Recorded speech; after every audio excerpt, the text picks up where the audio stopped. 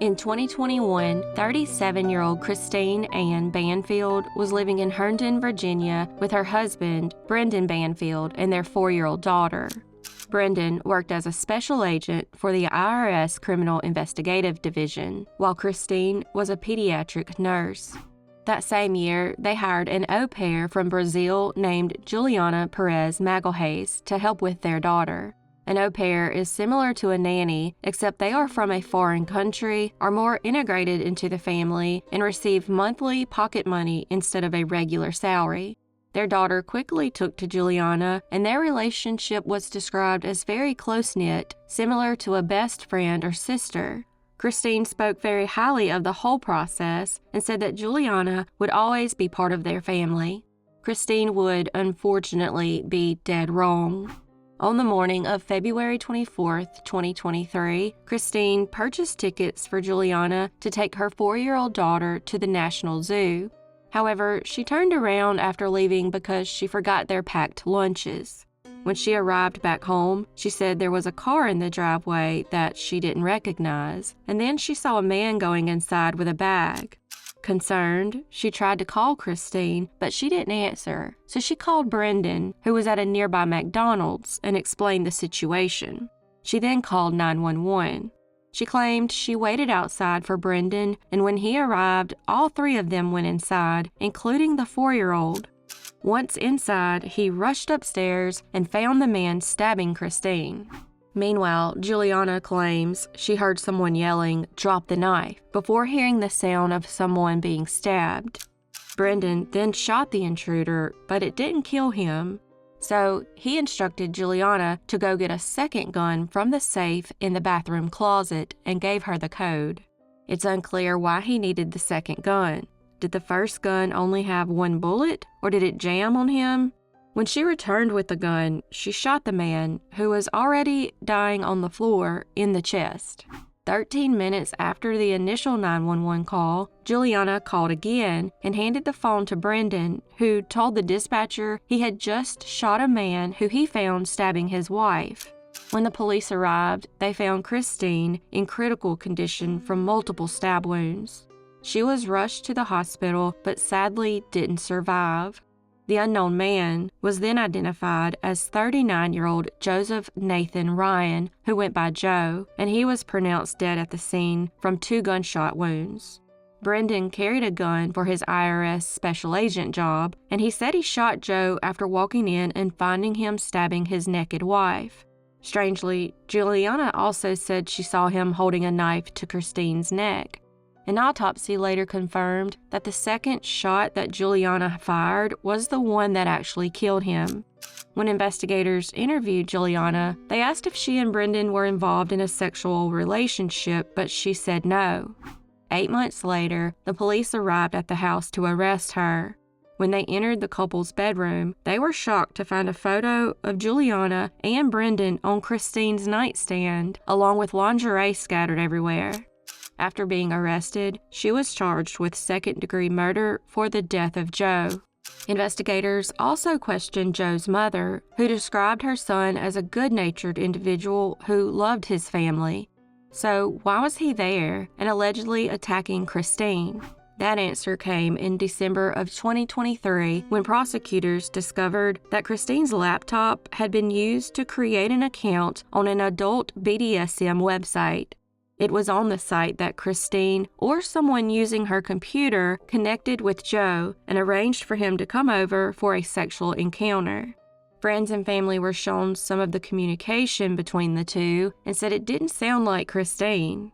This has led some to believe that Brendan and Juliana set up the account to lure Joe into the home to frame him for the murder. The police also believed this and theorized that Brendan and Juliana were involved in a romantic relationship before and after the murder and wanted Christine out of the way. This might also explain why Joe was shot a second time, even though he was already incapacitated.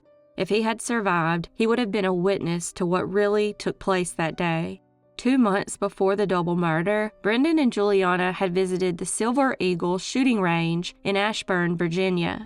About a month later, on January 28, 2023, he purchased a Glock handgun.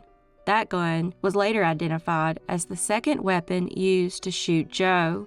When Brendan was brought in to testify, he pleaded the fifth when asked questions about the gun and his affair with Juliana. While Brendan has not been arrested, Juliana's murder trial for killing Joe is scheduled to begin on November 12, 2024. Her defense team is claiming she killed him in self-defense. As for Christine, no one has been arrested, but investigators are hoping that will soon change.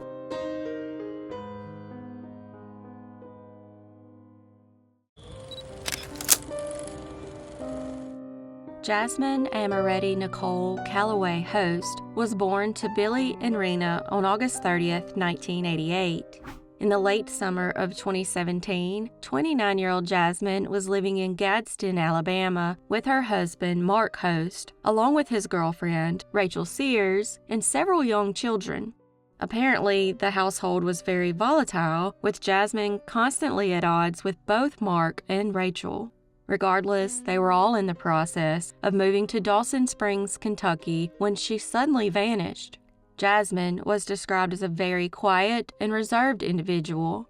In the late 1990s, she began meeting people through online chat rooms, and that's how she met a woman named Laura from Michigan, and the two formed a deep friendship online. In 2009, she received a distressing message from Laura's brother Mark, who claimed she had become hospitalized with a terminal illness. In order to be by her side, Jasmine rushed to Michigan, but upon arriving, Mark told her it was too late and that Laura had already passed away. This was sad because it was her first chance to meet the woman she had chatted with for years. From there, Jasmine and Mark bonded and eventually married on August 30th, 2011, and she became a stepmother to his 3 children. Then, in 2012, she gave birth to her own daughter. It's unclear if Jasmine ever learned that Laura was not real and Mark had been catfishing her all along. Mark was not a good guy and was constantly having legal troubles. In order to dodge the cops, he would just up and move. So they spent a lot of time going from place to place before finally ending up in Houghton Lake, Michigan, and that's where they met Rachel Sears, who eventually moved in with them. Not long after, Jasmine became pregnant with her second child, and Mark also got Rachel pregnant with her first child. They would end up giving birth only a couple of months apart. Due to the arguments in the home and the constant flow of people, Jasmine's family had become very concerned about her safety. Their concerns were raised even further when they learned that Mark was a felon and had been arrested for possession of a firearm. Unfortunately, Jasmine began communicating less and less with her family as she got sucked into Mark's world. After being arrested, he moved them all to Gadsden, Alabama. While there, she gave birth to her third child. Once the abuse she endured in the home became too much, she contacted her parents, who came and got her. They wanted to take the children as well, but Jasmine told them no. She stayed with them for a few months before getting a ride to the bus station where she claimed she was heading to visit a friend in Texas. That was all untrue, and she was actually heading back to the home she shared with Mark. From then on, Mark treated her like a prisoner, and it's suspected that he was sending all text messages to her family on her behalf. They began asking officers to do welfare checks, and to their disappointment, Jasmine would always claim she didn't want to see them or she wouldn't be there. Right before the move to Kentucky, her family went with authorities to their home and was finally able to see Jasmine for a brief moment. Sadly, that would be the last time they ever set eyes on her. She was at the residence the night before they made their final move to Kentucky. The following morning, when they got up to leave, Rachel claimed that Jasmine was not there. Regardless, Mark, Rachel, and all the children left for Dawson Springs, Kentucky without her. It would take a few years before Jasmine's family learned the truth about Mark. They were shocked to learn that Laura was not real, that Jasmine had never been to Texas, and that Mark had an extensive criminal history. In 2021, after they moved to Dawson Springs, Mark and Rachel were arrested on multiple charges of alleged sexual abuse. While many believe that Mark or both of them murdered Jasmine before moving to Kentucky, they've never been arrested in connection with the case or named publicly as suspects or persons of interest. In August of 2022, Rachel sought information from the court on how she could marry Mark while in jail. So it appears they have continued their relationship. Jasmine is 5 foot 6 inches tall, and at one point, she had a shaved head and was wearing a wig made of long black hair. Sadly, as of August 2024, she has never been found, and this case remains unsolved.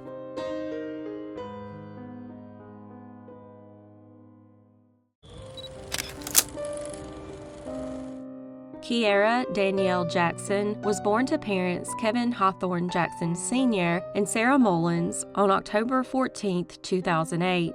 She was described as a very artistic individual who loved to draw and paint. She also enjoyed listening to music and playing video games. In 2022, 14-year-old Kierra was living in Princeton, West Virginia, with her so-called mother, Sarah, and her mother's evil boyfriend, Roderick Dion Neal. Also in the home was her younger brother and older sister, Alana Jackson. Child Protective Services was well acquainted with the family and had removed Kierra on 4 separate occasions, but always allowed her to return. Unfortunately, that would be a horrible mistake. On December 2, 2022, Alana recorded audio of Neal allegedly beating Kierra. The police were called, and what they were told was that Neal had hit Kierra and punched Sarah in the face. The altercation was allegedly between Neal and Sarah after a cell phone went missing. Kierra's younger brother intervened, causing Neal to switch his anger towards him. At that point, Kierra also intervened and began arguing with Neal, who retaliated by hitting her. Kierra fought back, and when Sarah tried to break it up, she was also hit. Police arrested Neal and had his blood alcohol tested, and it showed he was over twice the legal limit. Sarah had also been drinking that night and appeared intoxicated. It turns out that Kierra was the one who stole Neal's phone, and Sarah had found it. Unfortunately, Sarah quickly bailed Neal out of jail, as she often did, which is crazy considering he just beat her own flesh and blood. After he arrived home, sometime during the night, Kierra strangely went missing and the police were called. However, when they arrived and attempted to search the home, Sarah and Neal told them they had already searched the home, including the basement, and they took them at their word. Kierra was clearly scared of Neal and had even made a video a day before she went missing that said, and I quote, "I'm making memories because I'm going to die." She had also left before on November 11th, but returned not long after. 5 days later, on December 8th, 2022, Alana discovered Kierra's body hanging in the basement with a slit to her neck, either from the rope itself or a knife. Interestingly, the rope was tied with a military knot, something Kierra would not have known how to do. Her sister then discovered her journal at school, and it revealed that Neal had been sexually assaulting her for the last 3 years, and her mom knew about it. This has led many to believe that Neal and Sarah knew Kierra was dead in the basement, and that's why they prevented the police from searching down there. In an attempt to bring more attention to the case, the founder and president of Bikers Rally Against Bullying, Joe Kress, joined others to peacefully protest her death on the street where her house is. However, others haven't been as peaceful and have even gone as far as to shoot 6 shots at the home, 2 of which went through a window. Someone also vandalized Sarah's car and slashed her tires. Sadly, it's believed that Neal possibly got Kierra pregnant because Sarah let it slip to coworkers that she found a positive pregnancy test of hers. A couple of weeks after Kierra's death, animal control was called to remove a pit bull that the family had also been abusing. 10 months later, on October 11th, 2023, Sarah was indicted for gross child neglect resulting in death or serious bodily injury between July 2022 and December 8th, 2022. Neal was also indicted for the same thing, but for his actions on December 3rd, 2022.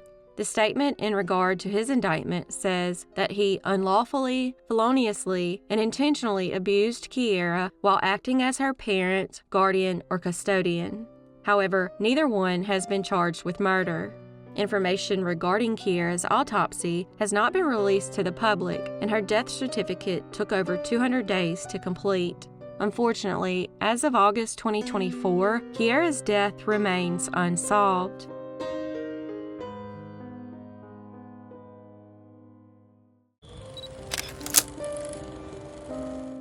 Shae-Lynn Mcallister was born on August 3, 1998, and was a member of the Horse Lake First Nation.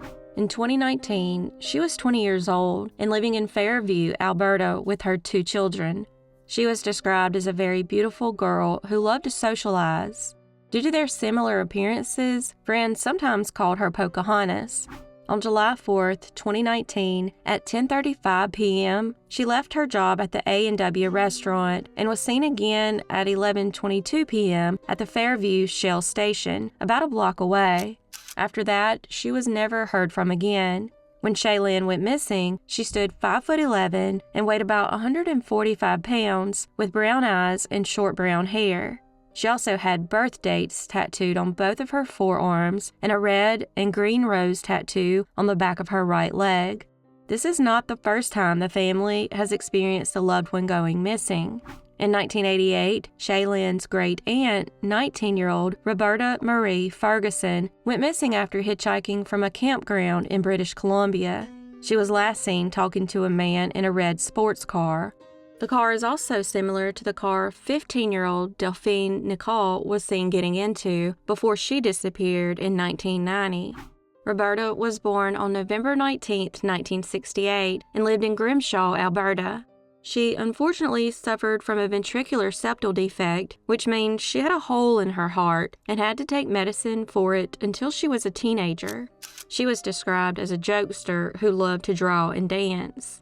In 1982, 14-year-old Roberta sadly lost her mother and began living with her sisters, first in Edmonton and then in Surrey, British Columbia. In August of 1988, 19-year-old Roberta and some friends went camping at the Sunnyside campground on Cultus Lake, about an hour from Surrey. However, on August 24, 1988, while still on the trip, she got sick and decided to catch a bus back home. She headed out on foot at about 8 p.m., sadly never to be seen again. When she disappeared, she was wearing rolled-up black pants, octagon-shaped sunglasses, and a black shirt with a navy blue tank top over it, and she was also carrying an army green backpack. In the early 2000s, convicted killer Terry Arnold took responsibility for Roberta's disappearance and presumed murder. However, when he took investigators to the alleged location of her body, they couldn't find it.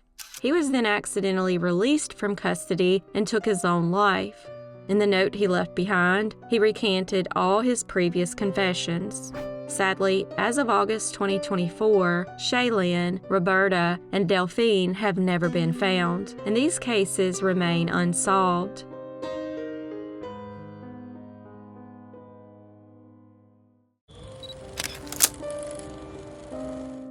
James Harris was born in 1953 and went by Jim.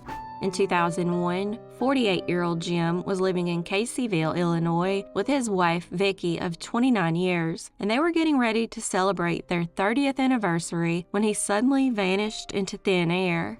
On November 30th, Jim helped Vicki and his 2 daughters, ages 16 and 25, pack their car for a soccer competition that his younger daughter, Jennifer, had in Memphis, Tennessee.